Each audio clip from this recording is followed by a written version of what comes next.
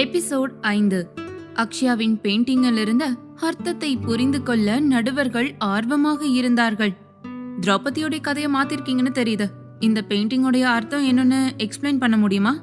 ஆர்வம் தாங்க முடியாமல் பெண் நடுவர் கேட்க அந்த இடத்தில் நிசப்தம் நிலவியது.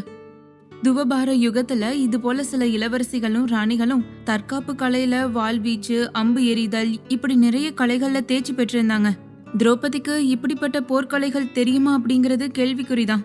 உண்மையான கதையில திரௌபதிக்காக பழி வாங்கறக்கும் நாட்டை மீட்டெடுக்கிறக்கும் பஞ்ச பாண்டவர்கள் தான் போருக்கு போவாங்க.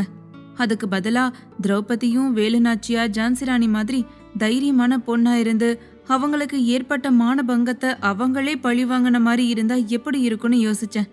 அதனால தான் இப்படி ஒரு தாட்ல பெயிண்டிங் பண்ணேன். இது நார்மலான பெயிண்டிங் தான். ரெஃபரன்ஸுக்கு திரௌபதியோட கதை எடுத்துக்கிட்டேன். மற்றபடி நார்மலான historical painting. That's it. Good. பாக்குறவங்க கண்ணோட்டத்துக்கு ஏத்த மாதிரி நிறைய விஷயங்கள் உங்களோட பெயிண்டிங்ல மாறுபட்ட மாதிரி தெரியுது. இதிகாசத்தை டச் பண்ணி பெயிண்ட் பண்ண யாருமே முன் வர மாட்டாங்க. பட் உங்களோட தைரியத்தை நாங்க பாராட்டுறோம் என பெண் நடுவர் கைத்தட்ட, அதன் பிறகு சுற்றி இருந்தவர்களும் ஆரவாரம் செய்தார்கள். அதன் பின் பல ஓவியர்களின் திறமையை கண்கொண்டு பற்பல ஓவியங்களை இன்டர்நேஷனல் லெவலில் செலக்ட் செய்யும் வேலையும் நடைபெற ஆரம்பித்தது. அக்ஷயாவின் மனதில் தன்னுடைய பெயிண்டிங் எப்படியாவது செலக்ட் ஆகிவிட வேண்டும் என அவள் மனம் துடித்துக் கொண்டிருந்தது. சமரும் அங்குதான் இருந்தான். ஆனால் அதை அக்ஷயா கவனிக்கவில்லை.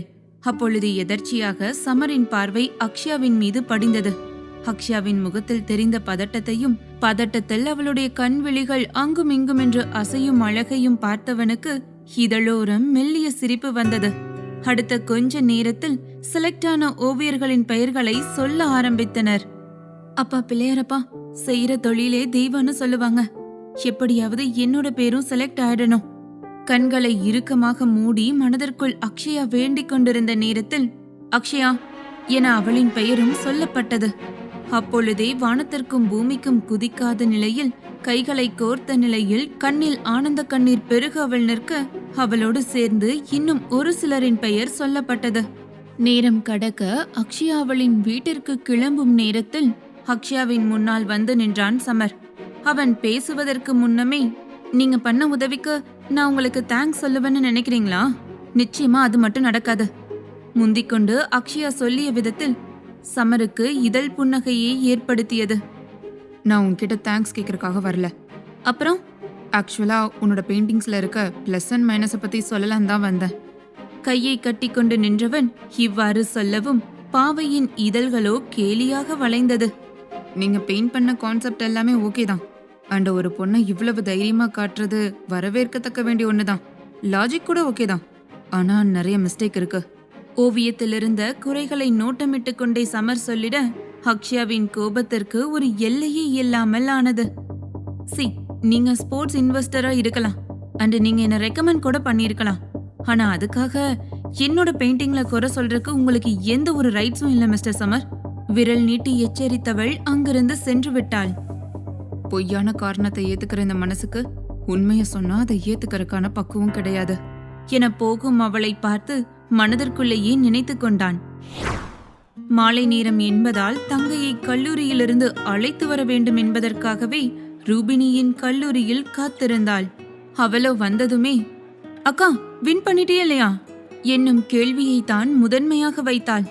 இல்ல ரூபி, என்ன செலக்ட் பண்ணல. சோகமாய் முகத்தை வைத்து அக்ஷயா பொய் சொல்ல, அந்த நேரத்தில் மாணவர்களின் சலசலப்புக்கு இடையில் அக்ஷயா சொன்னது ரூபினியின் காதில் விழவே இல்லை. அக்கா என்ன சொன்ன?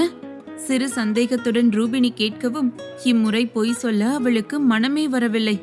உடனே முகம் முழுவதும் புன்னகைக்க, வின் பண்ணிட்டேன்னு சொல்ல முடியாது, ஆனா செலக்ட் ஆயிட்டேன். அக்ஷயா சொன்னதுமே அவளை இறுக்கமாக அணைத்து கொண்டாள் ரூபினி. அக்கா எனக்கு ரொம்ப சந்தோஷமா இருக்கு. இதை நம்ம செலிப்ரேட் பண்ணி ஆகணும்க்கா. அதனால நம்ம நேரா கோயிலுக்கு போயிட்டு அப்புறமா வீட்டுக்கு போலாம். அக்காவின் கன்னத்தில் முத்தம் ஒன்றை பதித்துவிட்டு முதல் ஆளாக ஸ்கூட்டியில் ஏறிவிட்டாள். ரூபி, நீ ஸ்கூட்டி ஓட்ட போறியா? உன்கிட்ட டிரைவிங் லைசன்ஸ் இல்ல. தேவையில்லாம போலீஸ் கிட்ட மாட்டிக்க வேண்டாம். அப்புறம் தண்டமா என்னால 10,000 ரூபாய் ஃபைன்லாம் கட்ட முடியாது. தங்கையின் தலையில் தட்டி சொன்னவள் உடனடியாக அவளை பின்னிருக்கைக்கு தள்ளிவிட்டு ஸ்கூட்டியை ஸ்டார்ட் செய்தாள். முதல்ல நம்ம ஸ்கூட்டி ஓட்டுறதுக்கான லைசன்ஸை வாங்கணும். ரூபினி மனதிற்குள் இவ்வாறு சொல்ல, அந்நேரத்தில் பூஜைக்கான பொருட்களை வாங்குவதற்காக ஸ்கூட்டியை நிப்பாட்டினாள் அக்ஷயா. சடன் பிரேக் அடித்ததில் ரூபினி பறந்து சென்று விழாமல் இருந்தது வரையுமே நல்லதுதான். அக்கா, எதுக்காக இப்படி வண்டியை ஓட்ட தெரியாம ஓட்டுற? சடன் பிரேக் யாராவது போட்டு நிறுத்துவாங்களா? அக்ஷயாவின் தலையில் தட்டி ரூபினி சொல்லிட, அக்ஷயா பூஜைக்கான பொருட்களை வாங்குவதற்காக இறங்கினாள். அக்ஷயா பூஜைக்கான பொருட்களை வாங்கிவிட்டு திரும்ப ரூபினி ஸ்கூட்டியை ஸ்டார்ட் செய்தாள். ரூபி, என்ன பண்ணிட்டு இருக்க? உனக்கு லைசன்ஸ் இல்ல. அக்ஷயா பதட்டமாய் சொல்லிடும் நேரத்தில் அக்காவின் வாயை கட்டுப்படுத்துவதற்காக காதை கிழிக்கும் அளவிற்கு ஹாரனை மீண்டும் மீண்டும் அழுத்தினாள். ரூபினி நினைத்தது போலவே அக்ஷயாவின் காதில் ஜவ்வு கிழிந்து ஹொயிங் என்ற சத்தம் அவளின் காதில் ஒலித்தது. முடிந்தவரை பலவித வார்த்தைகளால் தங்கையை வசைப்பாடினாள். அக்கா, நீ திட்டுறதெல்லாம் சென்சர்லாம் போட முடியாது. இந்த அளவுக்கு மொக்கையா யாருமே திட்டமாட்டாங்க. வா வா, வந்து வண்டியில ஏறு. எனக்கு லைசன்ஸ் இல்லைனாலும் அடுத்த 1 கிலோமீட்டர் வரைக்கும் எந்த போலீஸும் இருக்காது. அதன் பிறகு தங்கையின் பேச்சிற்கு மறுபேதும் தெரிவிக்காமல் ரூபினியின் தோளில் கை போட்டு ஏறினாள். இருவரும் கோவிலுக்கு வந்து சேர கோவிலின் கருவறையின் முன் வந்து நின்றார்கள். இருவரும் அவரவர்களின் பெயருக்கு அர்ச்சனை செய்து கொண்டார்கள்.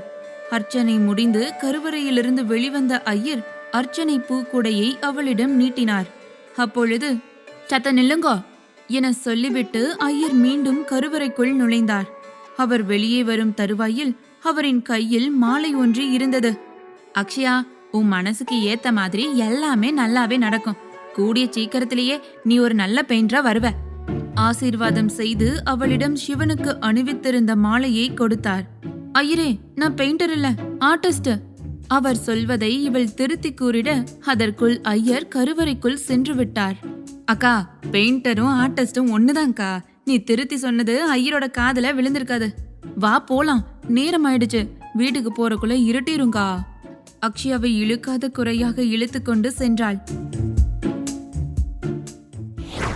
களைப்பின் காரணமாக ரூபினி தூங்கிவிட அக்ஷயா கோவிலில் கிடைத்த மாலையை பூஜை அறையில் வைத்தாள். லைஃப்ல மேல போறக்கு ஒரு நல்ல வாய்ப்பு கிடைச்சிருக்கு. எப்படியாவது ஒரு நல்ல ஆர்டிஸ்டா வரணும். எனக்குன்னு வாழ்க்கையில இந்த ஒரு விஷயம் மட்டும்தான் இருக்கு. என் மனசு முழுசா நிரம்பி கிடக்கு. இன்னும் நான் மேல மேல போக நீங்க தான் எனக்கு உதவி பண்ணணும். கண்களை மூடி மனதிற்குள் உருக்கமாய் கடவுளிடம் வேண்டினாள். நிமிடங்கள் கடந்து கண்களை திறந்தவள் ஊதுபத்தியை பொருத்தி வைத்தாள். ஊதுபத்தியின் மனம் அவளின் நாசியில் ஏற பின் அங்கிருந்து வெளியே வந்தாள்.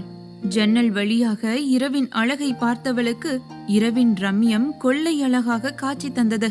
திரை சீலையை விலக்கிவிட்டு ஜன்னல் கம்பியில் சாய்ந்து நிற்க தென்றல் காற்று அவளை லேசாக உரசி சென்றது. அது ஒரு விதமான சந்தோஷத்தை ஏற்படுத்த கையை கட்டிக்கொண்டு வானில் ஜொலித்த நிலவை ரசித்து பார்த்தாள். யாரையாவது காதலித்தால் நிலவில் காதலர்களின் முகம் தெரியும் என்று சொல்வார்கள். ஆனால் அந்த பொய்க்கு மாறாக இங்கு அக்ஷயாவிற்கு இன்று நடந்த விஷயங்கள் ஒவ்வொன்றாக நிலவில் காட்சியாக ஓட ஆரம்பித்தது. அவள் எதிர்பாராத நேரத்தில் அக்ஷயாவின் மனக்கண்ணில் சமரின் பிரதிபிம்பமும் ஒரு நொடி அழகாக காட்சி தந்தது. அதில் ஆச்சரியம் கொண்டவள், அக்ஷயா, உனக்கு ஏண்டி புத்தி இப்படி போகுது? தேவையில்லாம அவனை பத்தி எதுக்கு நினைக்கிற?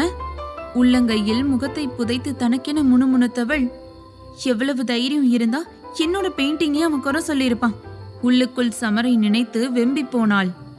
இவளின் இந்த நிலை மாறுமா?